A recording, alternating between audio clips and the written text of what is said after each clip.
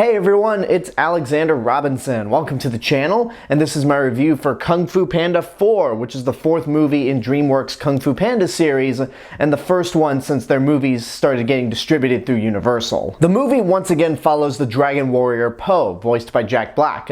He is now at a point in his life where he has to choose a successor to become the next Dragon Warrior. At the same time, an old villain from Po's past is rumored to be returning, along with the presence of a brand new villain, the Chameleon. So Po decides to go on a quest to try and stop the Chameleon, as he's aided by a fox, Zen, voiced by Awkwafina. When it comes to all of the franchises that DreamWorks Animation has created, there are three that really stick out as being top tier. Obviously there is Shrek, which is probably the most popular, but two of the movies are really bad. How to Train Your Dragon is the most mature of their series, and Kung Fu Panda is also really good as well. I never reviewed the first or second movie on this channel, but I really love that first movie. The second one is just as good, and the third one is good as well, but not as strong as the previous two. Overall, I really enjoy these movies, but when it came to the fourth one,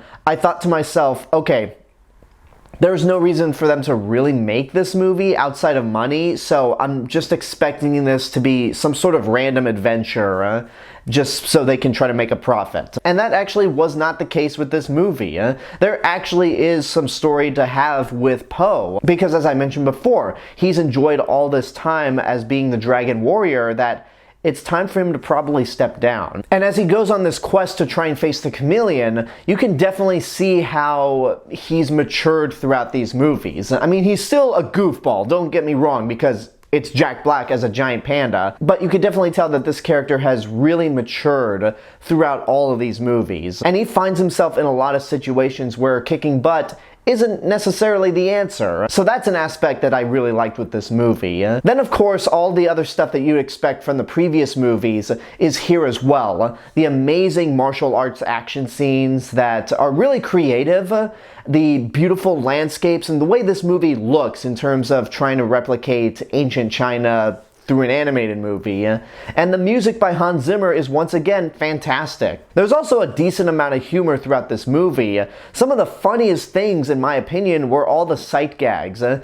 were just moments of visual comedy or things happening in the background that caught me off guard, even more so than the jokes that they put up in the foreground. And then of course the actors do a really good job. Jack Black is always good in this role. The immortal James Hong is great as Mr. Ping. Bryan Cranston again does a really good job as Po's biological father. Awkwafina is one of the newer cast members in this movie, and I guess Universal just has her on speed dial, because between this, The Bad Guys, Migration, and Renfield, she is just popping up in a lot of different Universal movies. But when it comes to Kung Fu Panda 4, she's quite restrained. I like the design of this character, and I thought the voice perfectly matched it. Now, I will admit there were some predictable moments with this character, mainly in the last half of the movie, which is why I'm not in love with it. And that's interesting because there's actually a twist that I myself didn't see coming. I'm probably an idiot for not seeing it coming, but because of my surprise, I was kind of hoping that they actually committed with this twist.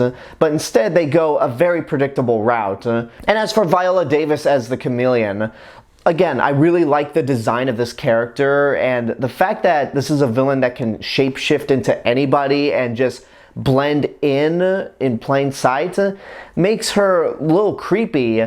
But I didn't think she was as interesting as some of the other villains. Like Gary Oldman's character from Kung Fu Panda 2, I thought was a much better villain, and so was Ian McShane in the first movie. So overall, I think this is my least favorite of the Kung Fu Panda movies. It definitely has that feeling of been there, done that, but there's at least an amount of consistency between this and the other movies. Again, it's got the really great action, the beautiful imagery, the great voices, and overall, it's just fun. I'd say it's good, but not great.